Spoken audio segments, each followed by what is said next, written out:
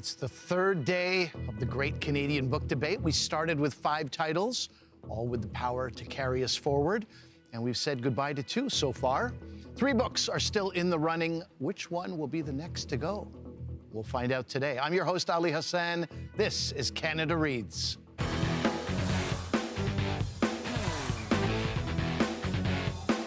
This is Canada Reads, Canada's annual title fight. Welcome back. It's been a thrilling couple of days. On day 2, yesterday, Denison Avenue by Christina Wong and Daniel Innes was eliminated in a dramatic tie-breaking vote. Nahid Nenshi, you were championing that title. How are you feeling today? You know, it has been a wild 24 hours, and I have heard from book lovers across Canada about most shocking Canada Reads elimination ever, you know, since the last most shocking Canada Reads elimination, and probably the next one that is to come. And I just want to say thank you to these readers for their love for this book and their passion from which they're talking about this book with their family and friends. And that's really what this is about.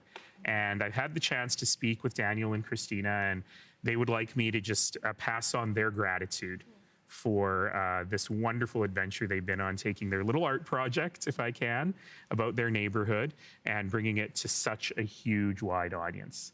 There's one thing that I want to address that I feel like, you know, maybe I was a little mealy-mouthed yesterday and didn't really say what I wanted to say, so I'll use this moment to suggest that I think one of the really powerful things about this book is its use of the first person and its playing with form in terms of the poetry, the poetic language, and the prose. And to me, what's powerful about that is that it subverts your expectations. So, and I think that's what the book is actually about. That you think and you have biases in your head on what does a poor elderly Chinese woman sound like? What does she think about? What are the priorities in her life? And the book is deliberately written so you can go, wait, she sounds like me. She thinks like me. I think that really is the choice that the author made, and one of the things that I think makes it so special. So I hope that people will continue to talk to their family and friends about this book and spread the word. And I have a plug, which is Daniel Innes has very generously donated his original artwork for a fundraiser for the Fort York Food Bank here in Toronto. And if you're interested in bidding on some of these gorgeous pieces, just Google Denison Avenue Art Sale or check me out on social and I'll put a link up there. All right. Thank you, Nahid, and thank you for that final reminder about why people should read Denison Avenue. Okay, on day 1, we said goodbye to Meet Me at the Lake by Carly Fortune. It was championed by Myrian Enjo. She became our first free agent. You seemed to relish that role, from what I could see yesterday. Well. And you were the reason that Nahid's book was eliminated on day 2. So, oh my gosh. As you know, that's heavy. Nahid joins the free agency group. Any advice for him, Myrian? Welcome to the dark side. Maybe I should have worn less colorful outfit today. Worn all black. All right, thank you, Myrian. Okay, Myrian and Nahid are our free agents. They hold the power to decide which books go on to the final. 2 books down, 3 still in the running. The Future by Catherine Leroux, translated by Susan Uriu. Bad Cree by Jessica Johns, and Shut Up, You're Pretty by Thea Matonji. Let's check out the books still in play. All right, Heather, how are you? I'm doing great. Okay, Yeah. You're championing The Future by Catherine Leroux, as we mentioned. Let's check out the trailer.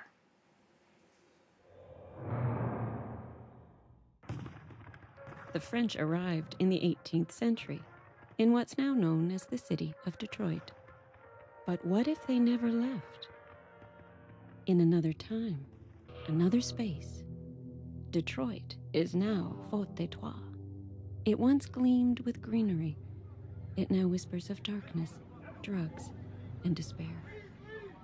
Gloria moves into the neighborhood, grieving her lost daughter, holding out hope for her missing grandchildren. On the outskirts of town, along the Rouge River, the flora is alive. The fauna are alive.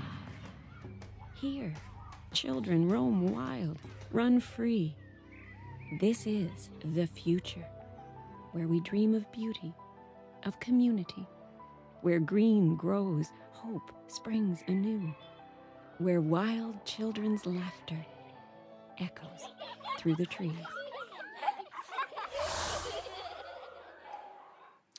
Well, Heather, Nahid, and Dallas both voted against the future yesterday on day 2. What are you going to do today to change their minds?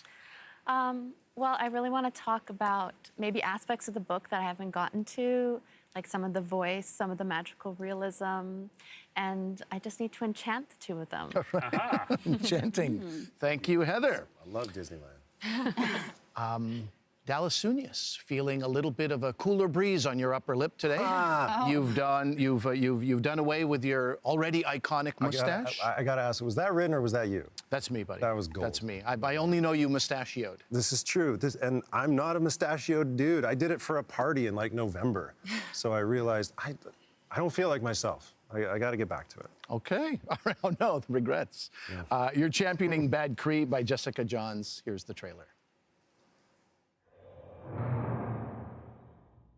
Mackenzie can't shake the nightmares. Every night, it's the same thing. A relentless murder of crows attacking her sister Sabrina's body. But the lines between the dreams and the waking world start to blur. So Mackenzie returns to her northern Alberta hometown looking for answers. There, in the embrace of her family, she begins to heal. Letting go of the guilt, anger, and pain isn't easy. But with dark forces threatening to swallow her whole, Mackenzie must fight to reconcile with her family, her traditions, the land, and herself.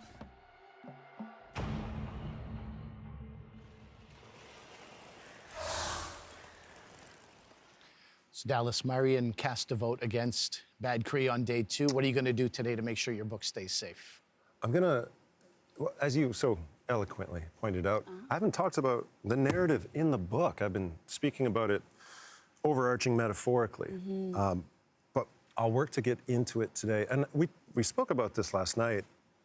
It's a scary thing to get close to mansplaining, especially to 3 incredibly intelligent women and his lordship. Like, this is your world. This is where you guys live. So I'm just trying to keep up with you guys. But I will get into the narrative today, and hopefully you understand why I chose the book, because it's not a plan. I love this book. Yeah, that's what I want to understand from you. You should know the book better than all of us and educate us about it. So that's what I'm trying to see from you. I have an image of Dallas because you sit right across from me holding up your pad of paper saying, I have notes. Today, everybody will have time for their notes. Kudakwashi, hello, how are you? Good, how are you? I'm great. You're championing the short story collection Shut Up, You're Pretty by Thea I am Matonji. championing Shut Up, You're Pretty. Let's check out the trailer.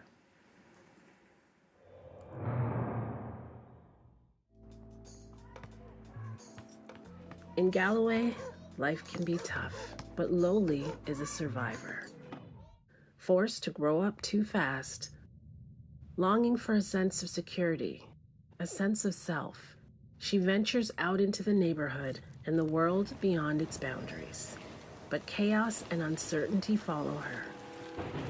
Yearning for a deep connection, she stumbles into uncharted territory. Slowly, she peels back the layers of her identity, femininity, and sexuality. As the shadows of grief, violence, and addiction creep into her life, Lowly turns to face the light and embraces the beauty in the struggle.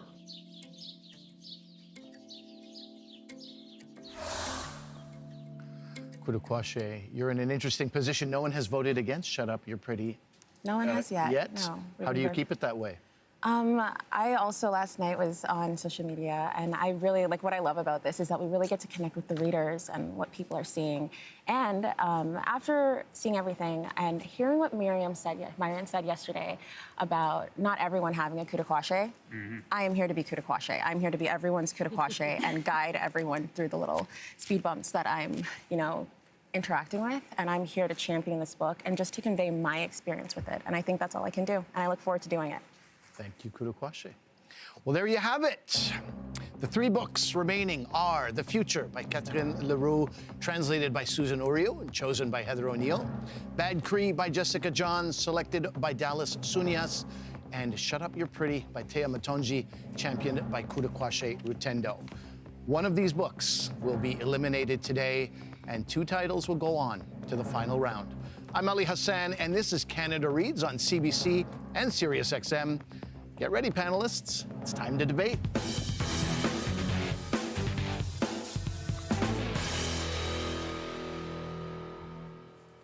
Well, we've talked a bit about our collective love for literature this week, but I want to compare and critique the three books on the table directly, as the writing styles for all three are quite different. I'm going to start with this question. Which contending book has a storytelling approach that you did not connect with? Marian, we'll start with you. Okay. You know what? I'm gonna give you my strongest reaction to that was probably Bad Cree. And the reason why I say that is because you're hateful. Right on. Okay. You know, I need you to rest, okay? Anyway. I mean, you're already coming at me, so... Chill, bruh. You're gonna mess up my thought process, and I don't like the strategy. Your notes will come in handy, Del. Yes, okay. Okay, so the reason why, and I think even Nahid connected to this, he said, I thought this was a certain kind of story, and it turned out to be another story. Kudakwashe was like, you know, did you know the Weeks Ago didn't even get introduced until halfway through? That was something I had an issue with, too. I thought it was a book about one thing, and it turned out to be something else. I thought it was like a suspenseful thriller where Mackenzie was going to be haunted by the unrested soul of Sabrina herself or something, and then that's what had to teach her about family and community. And halfway in, we are introduced, things get supernatural. We're introduced to mythical characters. There's environmental themes that are introduced, and obviously this is important to Jessica, that's why it's there. But for me, I was like, wow, way to bury the lead. Like, is that what it's about? Because we didn't find out until halfway, and now you're rushing the other half to get us through to where you want us to get at the end. And then she has this type of storytelling where, again, I think we touched on this before, it's very and then, and then, and then. And in the context of this new supernatural themes that we're introducing, I have to suspend disbelief, and now you're rushing me through, and you're doing too much. You didn't pace yourself. You didn't set me up from the beginning, and now we're just running through at the end. And I didn't know if I loved that. Personal attacks your response to at the that. author, personally. Well done. Stop this. Hit me with it. You got the same argument. Do you want to respond to? No. You were talking about The Way to Go yesterday. I think Myrian articulated it quite well. The other problem that I had, and just to add to what Myrian was saying, so a huge theme in the end is that what really gets the We to Go to the land around Treaty 8 is the oil boom. And this is something that I think is a huge thing in Alberta. I'm Albertan. That's your You know about Yeah, it. I was like, I grew up in Fort McMurray, oil sands. So I was like, I really wanted more discussion about that, especially since, you know, there's like this little reflection that Mackenzie has where it's like, she's like, Sabrina didn't do anything. It's like all this greed, all this like the oil boom, and it's what summoned the We to Go. But Sabrina had nothing to do with that. And I thought there could have been so much interesting discussion on the effect that the oil boom has had throughout the narrative, not just towards like the end and like Act 3, I guess, throughout the narrative about the impact the oil boom has had on Indigenous communities in Alberta, because it has had such a huge impact on the land, on the people, and I wanted to see a bit more of that. Right. For those reasons, that's why the We to Go was there in the first place, which I might just call the spirit from here on out, because you don't want to be summoning this sort of spirit. The We to Go is actually there the entire time, right from the get-go. Like if you look, as soon as you read the cover, the We to Go is there. The crows are there, and the whole reason that you clued in, the whole reason that we didn't talk about this, by the way. He's just a smart dude. The whole reason the crows are there is to protect the ancestor, which is Mackenzie. So why is there something there protecting? Well, because something is coming. The We to Go. Can I butt in a little bit? Go for it. So I think to articulate this a bit better, it's not like the We to Go is present, but we as readers don't know that, and that's the roadblock. As readers, we did not know the We to Go was the crows, and as a reader, you kind of want to feel like you have the possibility of figuring it out because all the clues have been laid out for you. So then you're saying The Usual Suspects or Memento, these movies are, they're not good art. The more you watch these no, that's not what I'm saying at all. I know, but let me explain. Okay. The more you watch these, the more you see the nuggets the entire way along.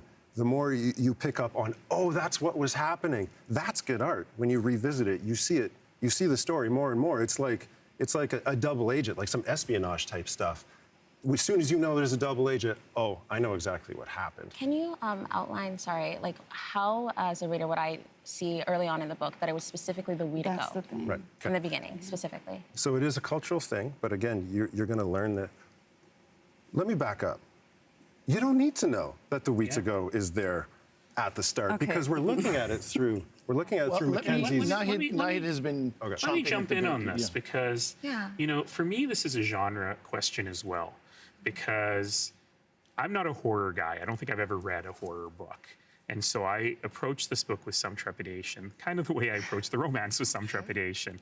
And I remember Dallas saying when we kicked this off that it goes fast, then it's a real slow burn, and then it goes fast. So the question of pacing that Myrian has raised, to me, that was actually a great value in this book, because you want to unravel the mystery. If you go to see a whodunit and they tell you who the murderer was in the first act, well, that's Law and Order. That's not a mystery show. And to me, I thought that the fact that I was frustrated by thinking this was actually not about ghosts, that this was a symbolism of murdered and missing Indigenous women and so on, I thought was actually some of the great genius of the book. And Ellie, I think your question was, which book has a storytelling approach that you did not connect with? And I think, let's so put that back out let there. me just quickly say, because I don't want to forget, that when we're talking about writing craft, and in the future, I just want to give a shout out to the translator, Susan Oriu, who is from Calgary. Way to go, Susan. word up. Albertans. All the Albertans. Because I also was reading The Future in the original in French. And man, Susan has captured this well, captured Kathleen Leroux's craft really well. This is a very clever book. Yeah. In some ways, maybe almost a bit too clever for me. It got a bit cold. It was a bit arch for me, because it was like, look what I can do with these words in this story. But I will tell you that the one that I least connected with was Shut Up, You're Pretty. And I want to really highlight the conversation that Myrian and Kudakwache had yesterday, which is, I think, for me, the single thing that has changed my thinking the most so far in these debates. And when you said, Myrian, that the book doesn't come with Kudakwache, Yeah, it's and when important. Kudakwache responded saying, yes, but it's so good on multiple reads when you find these Easter eggs. To me, that is actually the biggest problem I had with the book. Yeah. So Shut Up, You're Pretty is the first book I read of these four. And I remember finishing it and saying, this is not my favorite. And that's kind of where I came into January with before I met. Just a little inside baseball for the viewers. I was told what the books were just before Christmas so I could read them over Christmas. I was not told who the defenders were. Yeah. And we only figured out who the defenders were, I think, the day before we arrived in January. So I was desperately Googling, who are these people? I want to get Heather in here let me as well just before we end this. very quickly say, and Kudakwache's opening defense on that day completely changed how I thought about the book. It zoomed up for me precisely because of her defense.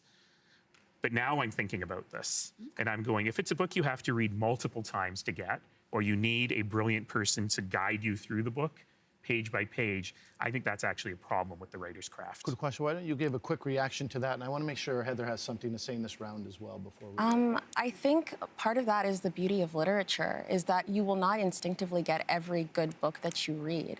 I think that's a challenge to the readers at times, and of course it doesn't come with me, but I don't think it needs to. I've read books from a completely different experience that you work to read, because I think that's what we're doing here, is we're bringing books to the platform, that a lot of us were not from these communities. Do we have to do work to understand them and to empathize and to put ourselves in those shoes? Of course, but because we have to do work, it doesn't mean that it degrades the art any less. And I think, like, it's been brought up a bit that, like, they won't have a Kudakwache.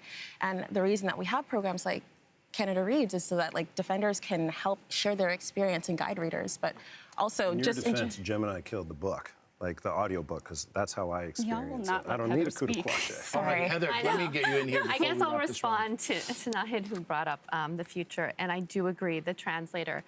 If I was to translate a book, I would not go to Catherine Leroux's book because it is so stylistically innovative. And I think When you're saying she's too stylistic, what I find is interesting is that the book is made into 3 parts. And the middle part is in the forest where the children are hiding. And when you go in there, you enter a different, almost the language suddenly changes. It shifts and it becomes, we're almost entering like a children's book, and it's framed like Peter Pan or like with the Lost Boys, or even I thought of the Pied Piper, where the children have gone someplace because the parents don't, have lost their privilege to raise them. And then it grows like a garden, and then there are so many images, and I just go through it, and I just stumble upon them and kind of pick them up like wildflowers. And an interesting comparison to Bad Cree is Bad Cree uses horror. So it's a horror landscape, not a horrific landscape, a horror landscape, which is really interesting, that type of forest. And then Catherine LaRue has a magical realist forest where you have the fairies, and it's magical realism is when you take the real world and it's just something, you twist it a little, and the magic exists within that space. That is it for this round. Okay. This round we're going to talk about setting. Each of these books has a strong sense of place and setting. I want to ask you which book was the least effective in transporting you to a different place and why. Nahid, we'll start with you. The least effective. That's interesting because all 3 of these books are really, they are books about setting. 4 of the 5 books, I think, actually really all 5 of them are really talking about these places in a very deep way. I would argue that Shut Up You're Pretty is probably the least effective in this way, but this is actually kind of a mild criticism because Shut Up You're Pretty is so much about Lowly. And yes, she grew up in Galway, but you could translate Galway to Northeast Calgary or South Edmonton to an ethnic neighborhood. And for me, Galway sort of stood in as any ethnic neighborhood. I didn't really understand the difference between Galway and Thorncliffe Park in Toronto if we're sitting with Toronto, or frankly, early Chinatown. So I didn't think that the setting to that book was as important. Of course, the other 2 books are nothing without their settings. The Future is a meditation on a different Detroit. And what I really found interesting about Bad Cree was the lighthearted way in which she talked about Vancouver. You know, the organic peaches on the Whole Food, and of course she works at Whole Foods, right? But the contrast with the deep family setting of High Prairie in northern Alberta. So to me, I would say the one that was least effective was Shut Up You're Pretty, but that wasn't her point. The setting wasn't as important to that book as it was, I think, to the other 2. I actually disagree with that. I think that Shut Up You're Pretty has a different setting. With The Future and Bad Cree, the setting is really rooted in the environment, but setting can be multiple things. And the setting for me here was very rooted in the community. The community aspect was the setting. And I think it's not hard to conceive that a community could be a setting. And what Taya really excelled at was describing this community so that you could visualize it. In Shut Up You're Pretty, Patty and Lowly are sitting down and they're saying that cars slow by instinct in these neighborhoods that are neglected, and you can picture that. That's a great You can picture what kind of neighborhood needs cars to slow by instinct. You get this vivid picture of community. And just because it's not as rooted in the natural doesn't mean it's any less valid or any less potent. That's my response. Marian, what are your thoughts on that? On Shut Up Your Pretty's setting, I mean, I have to agree that for the other 2, The Future and Bad Cree, you almost get the sense that setting is like another character. Like it's that prominent and that integral to the story, and maybe it's the short story format because we're hopping around, we're in different, boyfriends' apartments, or we're in this and that, and it's like, but I felt so caught up in making sure that Lowly was literally gonna see another day that I can't even, I'm too worried about, is this girl gonna make it or is she gonna succumb to the streets? And I don't have time. Things are hopping around. We're in high school, we're in this boyfriend's apartment, we're breaking up, we're in Olivia's, above somewhere, it's just all over the place. And there's so many things that are grabbing me and needing my attention, and it's definitely not the setting. It wasn't for me. Heather? What I found interesting about comes to writing too.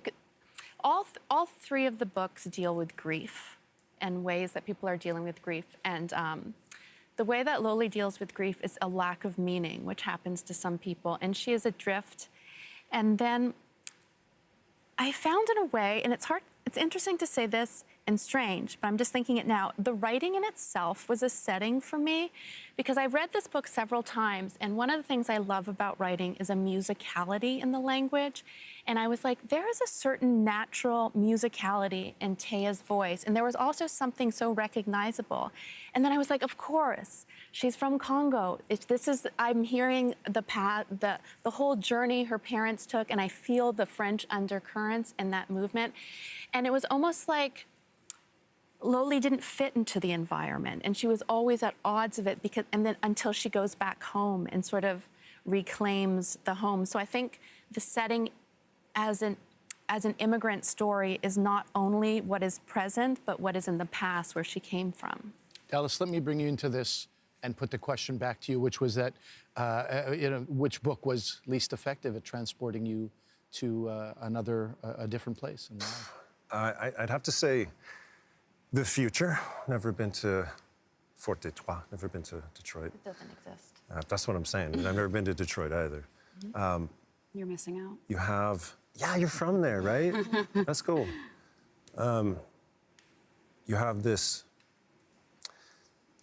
okay, there's many issues with the setting there. You have these kids living in a forest. I've never been a child living in a forest, but I have a young child, and I know if he was in a forest in this situation, he would die very quickly. So I had a very difficult time grasping that as a dad. And then I had no idea, has an atomic bomb gone off? Or like, what kind of dystopian setting is this? It's like, there's still electricity, but you can't, like the fridges aren't working sometimes. I never knew where I was. The setting never really grounded me. That being said, the author, as you mentioned, it's a different type of writing. And I think as the layman who can't actually read, I have to listen to it, things way over my head. Like I couldn't fully understand where they are. Like it got to a point, I'm 2 hours into listening to it, I had to open the book, listen to it and read it, and still felt like I was missing a ton. And it's not like I'm super unintelligent, but I know things are going all over my head. And I think a lot of that was, she didn't put me anywhere. It was all vibe. There was not a lot to grab onto in terms of the plot. Now that's gone far beyond the setting, apologies. Oh, okay. Well, there's several points. First, I wanted to bring up, because this is sort of also a reaction to Lord of the Flies, and it's also from her research based on a true story that was in the news with an airplane that crashed, and children were living on this island. And what was interesting was that they actually started living in a very communal way, and it was completely different than what happened in the novel Lord of the Flies. So it was almost like humanity's response. So it actually, groups of children do, but it also, once we get into the middle, it is magical realism. There are children who fly, and you got a fairy who flies. You got someone playing an ocarina. That lives in the branches, and then he moves. It never comes down. But the way she describes his movement, and they nickname him Whale, he does move like a whale, like he's floating, and it's just the elegance. And it reminded me, when ballet dancers have unusual forms or are larger, I don't know. I think that, and I mentioned this a little bit yesterday as well, and I think that, it comes down to we as readers and how we appreciate something. And so I could appreciate, like Whale, for example, that's such a good example. I could appreciate that, but I also am with Dallas on this one when I go, we were sketching this setting, but I needed to understand it a little bit better. I needed to understand how it is that it's not post-nuclear bomb, that Gloria can move in and out of the community. There's freedom of movement, which leads to the question, why do some people stick around? There are soldiers, there are firefighters, and there are people who organize bus tours of the neighborhood. And for me, that was actually challenging, because I was like, is this a real place? Is it a magical realist thing, as you're saying? But ultimately, I needed more from her in beyond the beautiful descriptions of the setting. I needed more from her to ground me in where the heck am I and why has this happened? And I didn't need it all explained, but I needed a bit more. In the author's defense, I suppose you read the English version first. That's all I could consume. And I'm sure in translation, a lot of the French slang, a lot of, because she mentioned she wrote the thing in French, said it in a French place, so she could use the slang. I think a lot of it was missed. It feels like the 300 pages could have been about 200 and it would have been just as strong. Oh, we'll have to leave it there. That's it for this round. Okay, panelists, Canada Reads is a celebration of great books at its core. It's also a great competition, and it's been a pretty long, engaging 2.5 days already. Not done yet, but we do have some special words of encouragement to help get you to the finish line. Listen to this. Hey Dallas, it's Glenn Hogue speaking, former national team coach. Just heard recently that you traded your music console for books. So I want to wish you luck for the Canada Reads contest. I'm also going to put Jessica's book on my list, and good luck with the competition.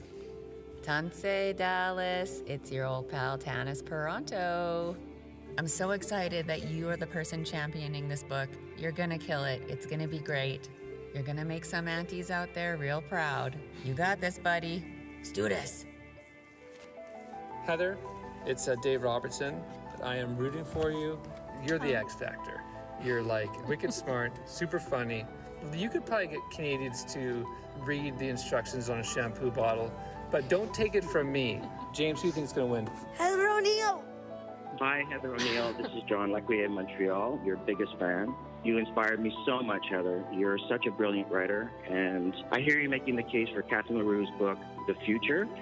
And so if you're championing it, that means I have to go out and buy this book and read it. You're a street fighter from the mean streets of Montreal, and I know you can make the case better than anyone. Hi, Kuda. It's Anita. Honestly, the moment I met you, I knew you were destined for amazing things. I know that sounds cliche, but it's true.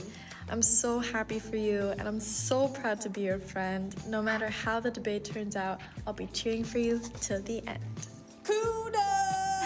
It's D.W. Watterson, director of Backspot. I know you've been studying for weeks on end, and it just brings me so much joy to see you in your element. I wish you all the luck, all the research, and all the sleep after all the stress. Congratulations, and kick some butt. Those were the voices of Dallas's national volleyball coach, Glenn Hogue, and his friend, actor Tanis Peranto. Heather's writer friend, David A. Robertson, and his son, James, and John Lequier, director of the St. Jude, a film Heather wrote the screenplay for, and Kuda Kwashe's friend, Anita Mazumdar-Moscato, and D.W. Watterson, director of the film Backspot, which she stars in. I'm Ali Hassan. This is Canada Reads on CBC and SiriusXM. Let's get back to the debate.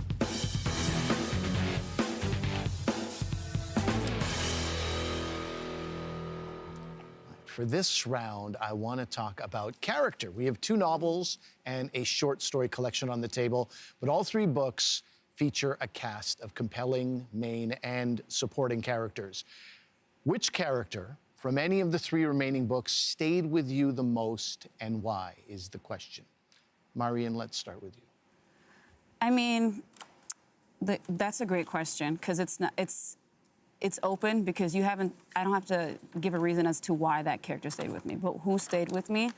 I would say it would be Loli. Loli stayed with me the longest. I mean, obviously, her voice is the most prominent in that, like, all of these stories really are so centralized to her, as opposed to, you know, like I mentioned before, The Future that has a plethora of characters, and even Bad Cree is very community-focused. There's a lot of multiple voices. Loli's voice is loud, front and center, and but I think for me, it stuck with me because I was trying to figure her out.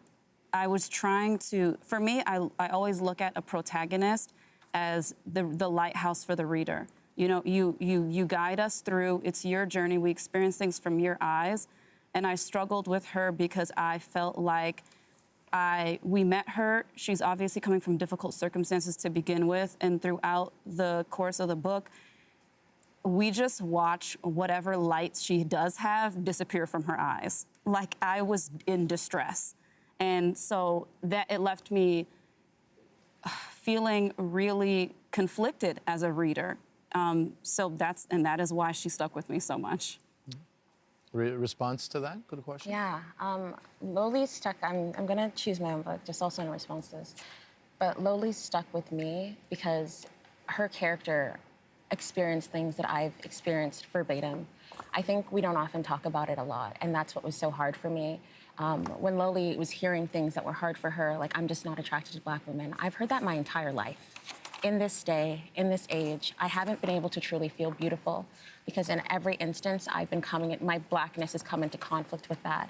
And to see her struggle with issues that I've struggled with in that way, to see her struggle with things, that for me was, I've never had representation in literature like that. I've always had to put myself into other people's experiences, but no one has ever sat down and said, as a Black woman, sometimes people make you feel less. Sometimes I have not been allowed to feel beautiful my entire life, and I struggled with it. And when I read that line, when I read Taya's line, that's what drew me to this book, because I was like, here's a character that has gone through what I've gone through. And I know for some people coming outside of it, it's like, how can I reconcile this? How can I think really it's just a matter of, it's a different experience, but it's such an experience that to some people, it's my experience, and I never get to see that. And how she navigates life and how complicated she is, I think really speaks to the humanity of it. There's so many things that I didn't agree with. Like, Loli would do things, and I was like, gosh. Oh, inexplicable I was like, can't you learn? Gosh, it was killing me. I was like, she doesn't learn. Let me get you into the conversation here and ask you the same question, a character that stayed with you the most. You know, what's interesting about this is my favorite question today, because what's interesting about these three books, in my mind, is how they deal with character. So in Shut Up, You're Pretty, frankly, Loli is the only character. There's lots of other people, but they are supporting characters in Loli's life. And so, like, I loved Patty, but Patty served a purpose, as here is Loli finally finding a woman who is supportive of her. And I love Jolie, and but Jolie served a purpose as here's Loli finding someone to show her what it means to grow up, but in a bad way. But for me, it was just all about Loli, which was great. That was the writer's style. And I was mad at her a lot, making choices that I was like, what are you doing? Right? You don't need to do that. You're doing great. But there's addiction, there's mental health, there's a bunch of stuff in there. I would argue that in the future, it's not about character at all. There are so many characters. Even now, I'm struggling to say, what was Gloria's neighbor's name? Eunice. Which kid was the one that was the fairy? But it was the characters were incidental to the setting, the theme, the picture she was creating. Bad Cree, interestingly, Mackenzie didn't stick with me very much. I found Mackenzie a bit irritating as well. But the opposite of Shut Up, You're Pretty is that the supporting characters were so beautifully rendered. And so if you ask me who sticks with me the most, it's the aunties in Bad Cree. And, going out of bingo, standing outside going, what, you think I'm some sort of shaman dream interpreter? Yeah. You're right there. But then going to karaoke and being there for Mackenzie in a big way. And I thought it was really neat how those peripheral characters were built. To your point, it was Tracy, the sister, that stuck with me the most, even though she's not even the main character, because she starts so closed. When you first meet her, she won't open up. Everybody knows people like that, and you just want to peel back those layers. And Jessica Johns, in the book Bad Cree, I don't know where we are, she opens up that character, and you're like, oh, I know exactly what that person is like. I know that person. Oh, I want to respond to what you like to Gloria, because I do find that Gloria is what kind of holds it together. Then I was like, what she does with Gloria's arc, and it's so difficult, because when I was talking about grief, it's like we have regret with Bad Cree. We have the absence of meaning, which up here pretty, but we have culpability with Gloria. And it's so interesting that she accepts responsibility and comes to this realization. She allowed her daughter to kind of disappear from her life and descend into opioid addiction and this kind of terrible situation. And when she comes to it, and she's such a soft woman, and then we realize that passivity can be a sort of violence and rage in itself, and a sort of evil. And she comes to accept that in herself. And then also, and it handles duality, like how that a victim can be a bad person. And we kind of are having trouble with this in society. And then when she goes through the arc of forgiveness, and then she comes to terms with her daughter, and she almost resurrects Judith, her daughter, from the grave. And it's like, yes, she was a person who became a monster because of the depth of her addiction. But she was also a girl with dreams who had this voice, and even people in the neighborhood remember her singing. You know, I really, I've heard you. Oh, sorry, go ahead. Can I just, because I think you made a point. I liked how you and Myron said that you thought that it was all about Loli, because that's not how I read it at all. Since Loli was the constant, I think it actually brought the new characters to focus. In Women Talking, there's a character, Elizabeth, and Loli's talking to her, and Elizabeth is outlining how, like, you know what, I think I want to shave my head off. And for me, I was like, whoa, because you're seeing how, for me, that was just almost like a vehicle to say she just wants to free herself from the expectations that are held upon her. If she goes and does this big thing, then she's done it. She's become what everyone's afraid of. For me, when I read Shut Up, You're Pretty, since it's short stories, and I, like, you know, the short story format. And you only see Elizabeth for 2 pages. But no, but that was like, the thing is, with every short story, you hyper-focus on the new characters. Loli is constant. We know Loli's history. We're following her. But we get these new characters. And inversely relating it to another thing that I really liked about the feature for me is I really liked how, I actually counted, in 2 pages, we were introduced to 11 characters. And somehow, at first I thought I would be daunted, but I actually managed to keep track of them because for me, the children were very alive. I thought that they loved how their names kind of reflected different histories for them. And for me, that was very interactive. And I thought at first that I wouldn't be able to keep track of them because there is a lot of children. That was one big thing for me. There's a lot of kids, but I thought it was well done and that I could. That is it for this round. Okay, final round. On day 2, free agents Myrian and Nahid got into an interesting discussion on whether a good book needs to have a happy ending. So we wanted to explore that idea, bearing in mind that we might get into spoiler territory here if we haven't already. Of the 3 titles still in contention, which book had the least satisfying ending? Myrian. Okay, so I want to clarify. I am not the happy endings queen, okay? It doesn't have to have a happy ending, but it needs to come to resolution. That's what I was saying. I need whatever you bring to me, don't just drop it at my feet. Do something with it before you finish the book. And the question of which one you said, which has the least satisfying? Well, for me, the feature probably had the most satisfying. I would say the least satisfying, dang, I hate to, I don't even want to keep harping. I feel so bad. But I have to be honest, I don't feel like I had hope for Loli until about 11:59 of the book. Like when she's like, you know what, maybe I should call my mom. Yes. I was like, thank God, girl. Because we were all rooting for you. And she finally got it. And so that's just that. At least Bad Cree, we start to wrap up a little bit more. You could feel the futures arc coming down in the plot. Loli didn't get there until 11:59. She was like a buzzer beater. You know, can I jump in on that? Because I think Kudakwashe will want an interest answer to that. I 100% agree with you because I think that the ending in, spoilers, the ending in Shut Up, You're Pretty was unearned. Because we never understood the root of Loli's challenge with her mother, and we never saw her go through an arc to say, all right, I need mothers in my life. You talked about this yesterday, Kudakwashe. And of the mothers in my life, I actually need my own mom. We never got there. It was too unwritten. So you have this beautiful ending story, Tilapia Fish, where they're making tilapia together, which harks back to making tilapia earlier in the book.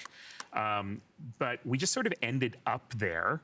And it felt to me, just as you say, Myrian, like, oh, I got to finish the book now, and let's write the final story. And because I heard Taya speak with Kudakwashe, I know she wrote that final story long before she finished the rest of the book. And I felt like we didn't get to it. It just was there. Okay, so for me, that was unsatisfying. Kuda for a reaction. Yeah, so I think first off, when we're, one thing about Shut Up, You're Pretty in comparison to the other books is it is a collection of short stories. So while as much as we are looking at it as a narrative, also individually, it's made to stand, like it's following a lot of conventions of short stories. But within that, I do think within the short stories, there is a thread. And because they're independent, you really have to isolate all the relationships with the mother. It's interconnected, but it's not necessarily linear. So I think a lot of some of this is just from reading it linearly. So for me, when I was reading the end, because I was uplifting the stories and working together looking at them separately as well as a whole picture, it was satisfying for me because what Loli was struggling with throughout the whole story, you see this desperation. And when I got to the end, I was hurting, I was sopping, I was saturated. Because like I said before, one of the biggest things in that for me was that I had never felt beautiful my entire life. I had felt so many of the world coming in conflict with my Blackness my entire life. And I felt like I finally had permission to mourn reading this book. And I get to the end, I get tilapia fish. And then her mom it's illustrating what her mom was doing, saying the words when she was trying to learn English, "Here we buy." Here we buy. And this becomes a symbol of perseverance, of continuing on when it gets tough. I don't think necessarily, we were talking about happy endings, but I was like, there's a promise of hope, of possibility. And that's what I wanted. I want possibility of something. I don't want a concrete answer that it's gonna be okay, because again, like for me, I feel like I didn't get that at all. It felt shoehorned in. As the story was written long before. It's like the editor was like, well, we need something. We have to make sure there's a positive ending. Okay. And bang, she put it in there. To circle back to this, with Bad Cree, one thing that I struggled with in terms of the end is I felt that I liked how I wanted it. The end, there was a section where Mackenzie is saying that, like, you know, maybe the bad isn't like that bad, and that, like, it's just bad is part of it. Like, the bad is something that we don't necessarily have to reconcile. And I really, really loved that. But then as it continued to go on, I felt like I kind of lost the button as much, and like it had buttoned it so beautifully, but then it continued on in an expanse that I wasn't sure was pushing that final narrative as much as I wanted. It actually had a button, but you felt like the book went a little too far then? I feel like there's just too many pages after? I feel like that there was a button, but the book continued to go on in a way that I kind of lost the sense of that button. Did you not like when Mackenzie and her grandmother, they get to reconnect? Like, was that was past the button? Or? No, from the end I'm talking about, it's when she's with Tracy and her sisters. Okay, so this is past when she's with her family. Yeah, Heather, let's get your opinion on this. Oh, I was going to talk about the end of my own book because nobody. I was about to talk about it, but you can do better than I can. So I can't even contradict anyone. So I'll just have to speak positively. But there's a scene in the future where we see a deer, and the children at first think he's eating berries, but then you realize the deer's face is covered in blood. And for me, that was such a shocking image. Yes. And the idea, the children are living in the park with the animals, and she describes how the animals, they know the contours and they kind of exist it's all that nature is suffering from the eco-terrorism. And when a plant is exploded, or a building is exploded in a not environmentally friendly way, it poisons the water, and that deer has been poisoned, and the children become poisoned. And what Catherine LaRue takes us to is this idea of the future. It belongs to the children, and they have to take responsibility for it. And it's not fair for us to give children a world that's so broken and messed up and is poisoning them and all the creatures that they love around them. Can I just say that I loved the ending of The Future precisely because it wasn't a happy ending. And the divergent paths of the two granddaughters, I thought really put a point on it in a way that Shut Up You're Pretty, for example, didn't quite get to the ambiguity of a happy ending doesn't have to be all that happy. That is it for today's debate. Time to vote.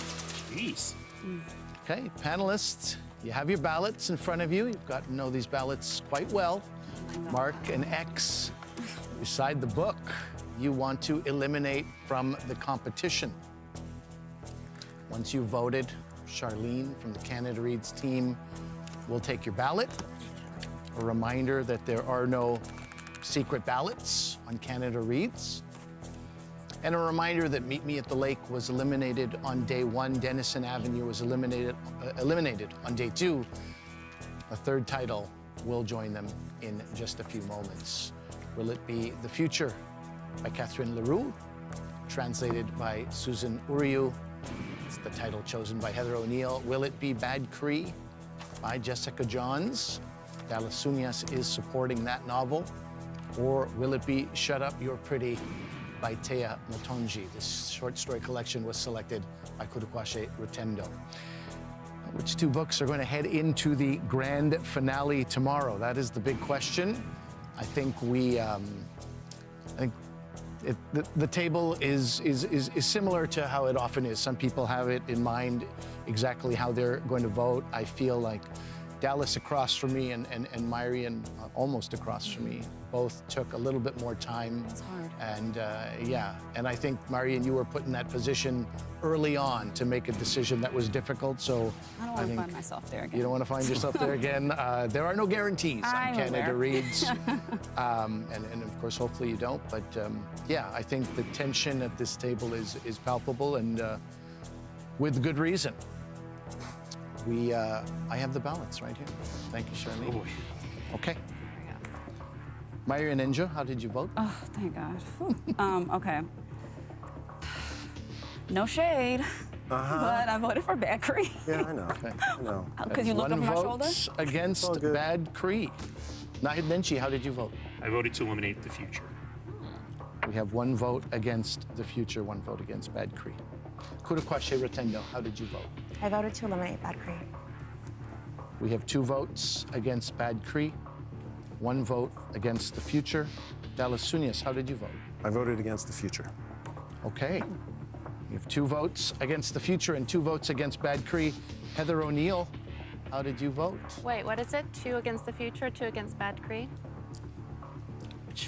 Bad Cree's off. A finger gun came out. Not the kill shot. Finger gun. And Bad Cree has 3 votes against it. With that, Bad Cree has been eliminated. Okay. Dallas, I know there were some things riding on this for you. I know that something that the radio audience maybe can't fully appreciate is every time somebody spoke, whether it was a coach or a friend or filmmaker, I saw your head go down. You were so humbled. It felt to me that you were so humble. You couldn't even sort of look up. You just felt like, this is a responsibility I have. So I want to ask you, in light of that, how are you feeling? Well, now I'm remembering that. And yeah. The man Glenn Hogue he's formed the lives of so many people. He's changed the sport that I played for too long in this country, and brought it from when I started on the national team. We weren't really that good. We didn't really have a great organization. So when I left, actually like 2 months after I left, the team goes to the Olympics, and they've been there for 3 years in a row. So the man should have a statue somewhere.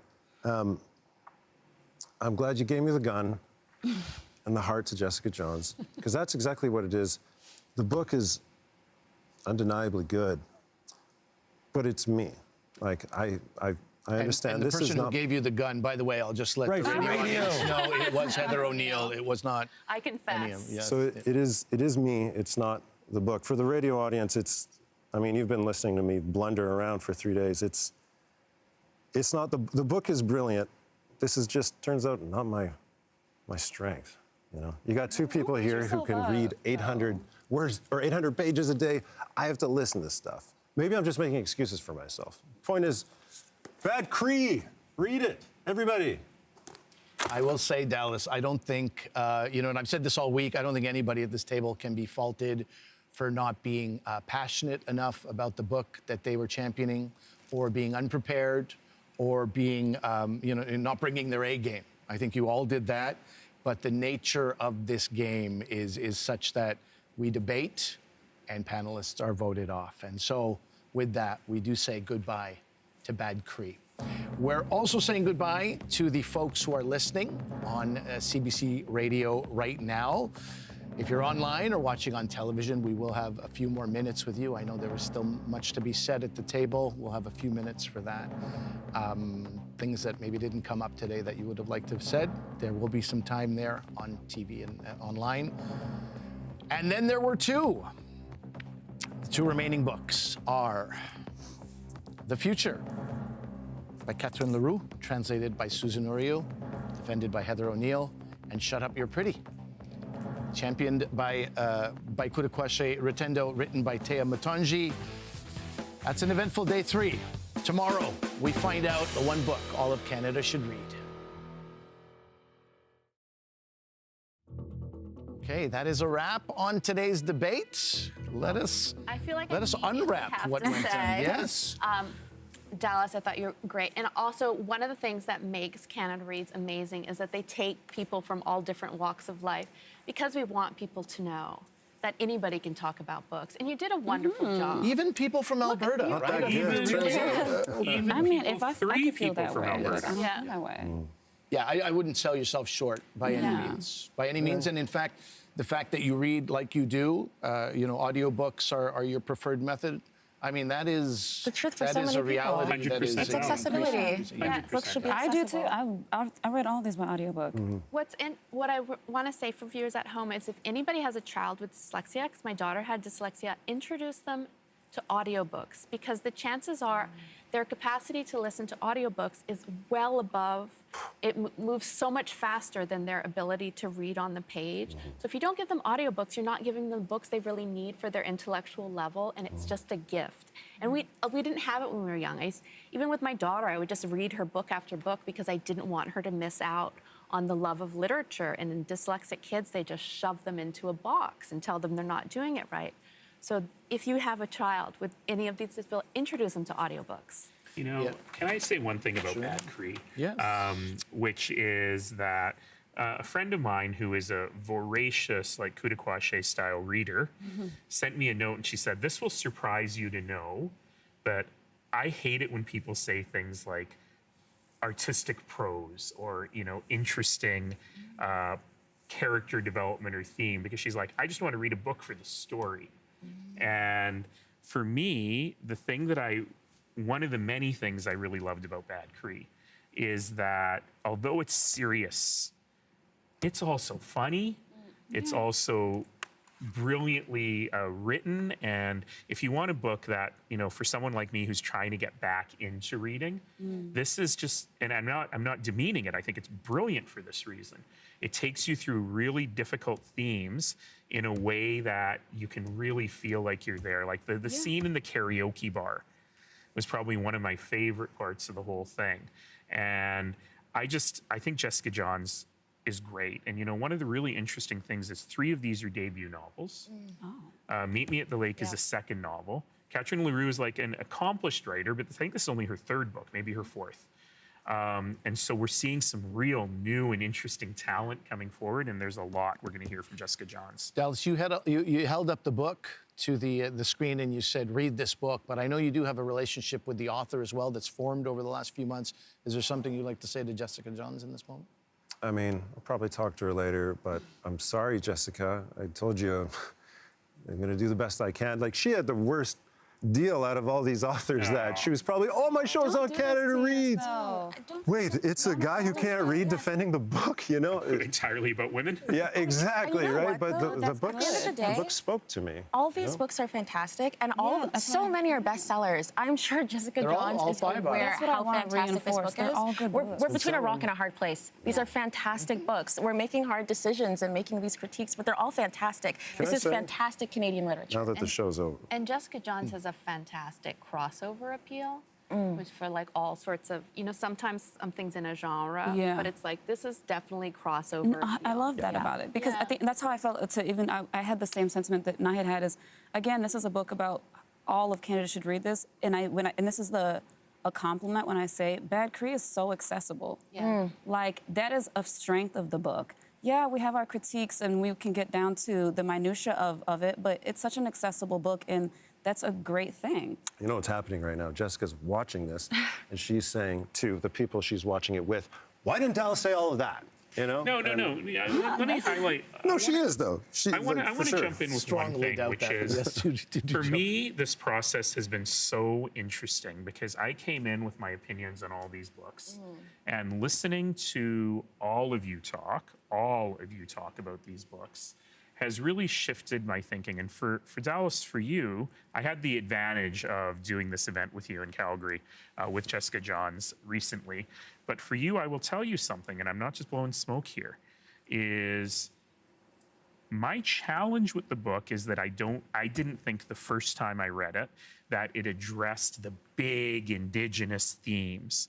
And your defense from the beginning has helped me understand that is the genius of the book, that she addresses these themes, even though you think you're reading a book about aunties at karaoke, that it is about addiction, it is about residential school legacy and all of that. And I would not have gotten there without you taking me down there. With And I think you that did a terrific job. message, we have to leave it there. That is a wrap on Canada Reads today. My thanks to our panelists, Nahid Nenshi, Kurukwasi Rotendo, Dallas Sunias, Marian Enjo, and Heather O'Neill. They'll be back tomorrow to make one final decision. We will see you then. I'm Ali Hassan. Until then, read on, Canada.